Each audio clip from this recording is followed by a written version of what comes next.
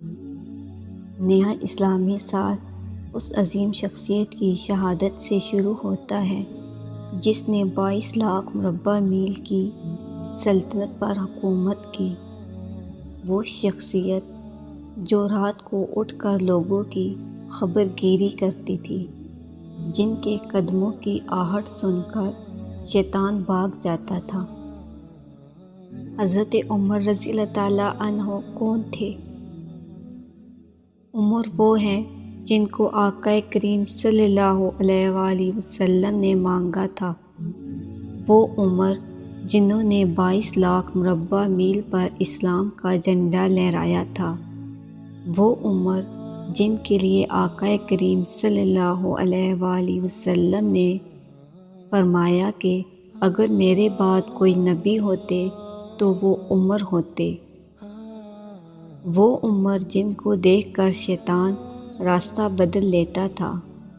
وہ عمر جن کی بہادری پر یہودی یہ کہنے پر مجبور ہو گئے کہ اگر عمر 40 برس اور حکومت کرتے تو پوری دنیا میں کریم آقا صلی اللہ علیہ وآلہ وسلم کا حکم نافذ کروا دیتے۔ وہ عمر جو آج ہمارے کریم آقا صلی اللہ علیہ وآلہ وسلم مبارک کے قدموں میں آرام فرما رہے ہیں۔ شہادت عمر فاروق رضی اللہ تعالیٰ عنہ کا المناک واقعہ۔ 27 ذی الحجہ سن 23 ہجری بروز بدھ کو حضرت عمر فاروق رضی اللہ تعالیٰ عنہ مسجد نبوی میں نماز فجر کی امامت کروا رہے تھے۔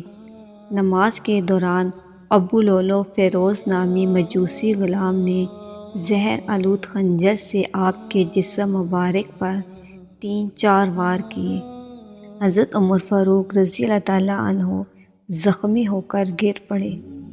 حضرت عبد الرحمن بن عوف رضی اللہ تعالیٰ عنہ نے نماز پڑھائی۔ بدبخت قاتل نے مسجد سے بھاگتے ہوئے تقریباً 13 مسلمانوں پر وار کیا، جن میں سے 7 شہید ہو گئے۔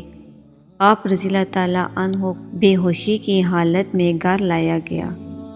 ہوش آنے پر جب آپ کو بتایا گیا کہ حملہ آور مجوسی تھا تو آپ نے اس بات پر اللہ کا شکر ادا کیا کہ حملہ آور مسلمان نہ تھا۔